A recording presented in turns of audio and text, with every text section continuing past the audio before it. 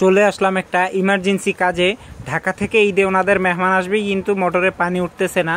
তাই ওনাদের মোটরের চেক বাল্ব চেক করে দেখি চেক বাল্ব খারাপ।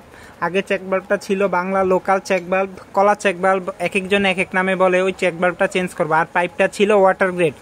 বর্তমান যুগে যেই ইলেকট্রিক পাইপগুলো ব্যবহার করা হয়, আগের কলাম পাইপটা ছিল ওই পাইপ। তারপরও আমরা যা শর্ট সময় ওইগুলো তো আর ধরবো না, তাই আমরা তৎক্ষণাৎ শুধু চেক বাল্বটা চেক করার জন্য চলে আসলাম। আর এখন আমরা কলাম পাইপটা সম্পূর্ণ গাম দিয়ে লাগানো হয়েছে, এটাকে আর খোলার ব্যবস্থা নাই। তাই আস্তা 30 ফুট পাইপই আমরা এইভাবেই যেভাবে খুলেছি ওইভাবেই আমরা ইন করে দেবো। আর চেক বাল্ব লাগানোর ক্ষেত্রে অবশ্যই খেয়াল রাখতে হবে, সম্পূর্ণ বেশি টাইট দেওয়া যাবে না, তাহলে মোটরে পানি কম আসবে। আর কেয়ারটেকার সাহেব যিনি পরিচালনা করে উনি বলল যে উনি 4 বালতি পানি দিলেও নাকি পানি থাকে না। তাই আমি তো প্রথমেই শুনে বুঝেছি এবং লাইনটা দেখেই বুঝলাম যে এইখানে সমস্যা ছিল।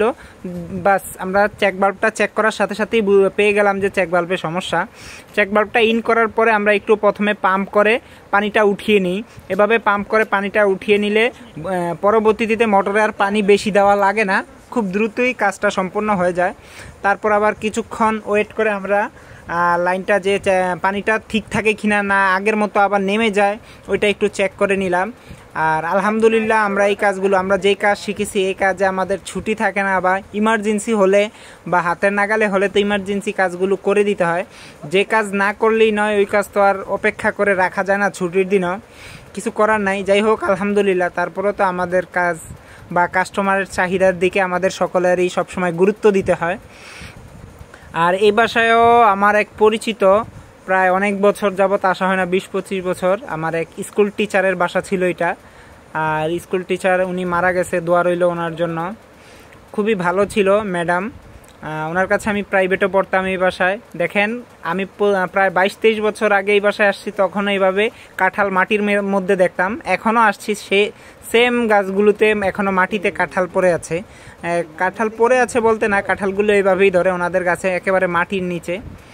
আলহামদুলিল্লাহ ওই সেটের কাজ সম্পূর্ণ। এখন দেখেন অনেক আগের কাজ, প্রায় 30 বছর আগের কাজ, ওই কাজগুলোকে আমরা চেক বাল্বটা চেঞ্জ করতে আসছি। ওইখানে কোনো ছিল না, ইউনিয়ন ছিল না, ইউনিয়ন ছিল এখানে, তাও আবার লোহার। যাই হোক যেভাবেই যেটা আছে ওইগুলোই করতে হয়।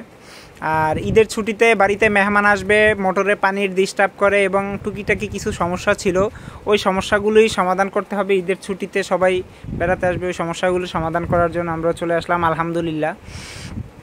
আর সম্পূর্ণ কাজগুলো আমরা এইভাবেই সম্পূর্ণ করে থাকি। অনেকেই বলবেন বা ভুল হয় বা কিছু, অবশ্যই আপনারা বলতে পারেন আমাদের কাজগুলো কেমন হয়। চেষ্টা করি সবসময় নিজেদের অভিজ্ঞতাকে কাজে লাগিয়ে সবসময় টেকসই কাজগুলো করার, সেখানেও অবশ্য ভুলভ্রান্তি থাকতেই পারে। আর আলহামদুলিল্লাহ ঈদের ছুটিতে সবাই আমাদের জন্য দোয়া করবেন, আমাদেরও ঈদ যেন সুন্দরভাবে চলে। আর এদিকে আমাদের কাজও কমপ্লিট। আমাদের পাইপের উপর, পাইপটাও আগেরই আলগা ছিল বা মাটির মোটামুটি উপরে ছিল, তারপরেও যতটুকু সম্ভব ধুলাবালি উপরে দিয়ে দিচ্ছি যাতে দেখতে খারাপ না দেখা যায়, বা কেউ পাড়া দিলে বা হাঁটলে পাইপ নষ্ট না হয়, যতটুকু সম্ভব ধুলো মাটি দিয়ে দিলাম আলহামদুলিল্লাহ। আর এখন মোটরটা ছেড়ে দিলাম, আর কেয়ারটেকার সাহেবকেও দেখিয়ে দিলাম যে পানির কী অবস্থা, উনিও আলহামদুলিল্লাহ খুশি। আর আপনারাও দোয়া করবেন কাজটা যেন টেকসই এবং দীর্ঘস্থায়ী হয়। ধন্যবাদ।